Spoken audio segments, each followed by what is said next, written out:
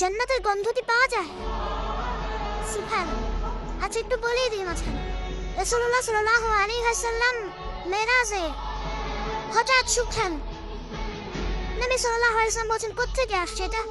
জিবরাইল আলাইহিস সালাম উত্তর দিচ্ছেন এটা হচ্ছে ফেরাউনের মেয়ের চুল আঁচড়ে দিত একজন দাসী, যার হাত থেকে একদিন চিরুনি পড়ে গিয়েছিল।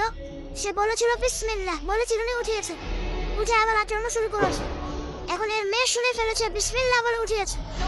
সেই মেয়ে ফেরাউনকে বলল যে আপনাকে বাদ দিয়ে এই দাসী আরেকজনকে ইলাহ মানছে। তখন সেই দাসীকে গ্রেপ্তার করা হলো। তুমি কার উপাসনা করছো, কার ইবাদত করছো? সে দাসী বলছে আমি এক আল্লাহর ইবাদত করি। কে আল্লাহ? যে আল্লাহ আমাকে সৃষ্টি করেছেন, যে আল্লাহ আমার রব, যে আল্লাহ আপনারও রব। ফেরাউনকে মুখের উপর করে দিল। এবার ফেরাউন তাকে ধরে বলছে ফিরে আসো তোমার মতাদর্শ থেকে, না হলে তোমাকে জীবন্ত আগুনে পুড়িয়ে মারো। কি বলছে? আগুনে পুড়িয়ে মারো। সে ফিরে আসে না। তখন ফেরাউন দেখলো তার সন্তান সন্ততি আছে কিনা। সন্তানরা আমাদের সফট কর্নার না, সন্তানকে ডেকে আনা হলো। দুইটা বাচ্চা, দুইটা কি তিনটা বাচ্চা। বলছে ফিরে আসো, আমাকে ইলাহ বলে স্বীকার করো, না হলে তোমার সন্তান থেকে আগুনে ফেলে দিব।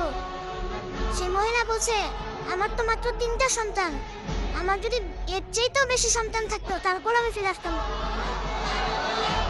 একে একে মায়ের চোখের সামনে এক এক করে বাচ্চাদেরকে জীবন্ত আগুনে পুড়িয়ে ফেলা। শেষমেশ সেই মেয়েটাকেও, সেই দাসীকেও জীবন্ত আগুনে পুড়িয়ে দেয়া হলো। নবী সাল্লাল্লাহু আলাইহি সাল্লামকে জিবরাইল আলাইহিস সালাম বলছেন ওই যে ফেরাউনের দাসী, অনেকে বলেছে তার নাম আসিয়া, এই নামটা কোরআনে নাই। নবীজি পেলেন তো? অন্য কোনো নবী পেয়েছেন? অন্য কোনো নবীর ক্ষেত্রে এটা দলিল পাওয়া যাচ্ছে না, কিন্তু নবী সাল্লাল্লাহু আলাইহি সাল্লামের ক্ষেত্রে দলিল পাওয়া যাচ্ছে। আচ্ছা, এটা গেল নবীর কথা। এই ঘটনা ঘটেছে মুসা আলাইহিস সালামের যুগে, আর নবী সাল্লাল্লাহু আলাইহি সাল্লাম ধ্যান পাচ্ছেন মেরাজে। চিন্তা করতে পারেন কত বছর আগে ঘটনা ঘটেছে, আমরা জানতামই না। কিন্তু মেরাজে নবী সাল্লাল্লাহু আলাইহি সাল্লামের কাছে সুবহানটা না। সুবহানাল্লাহ।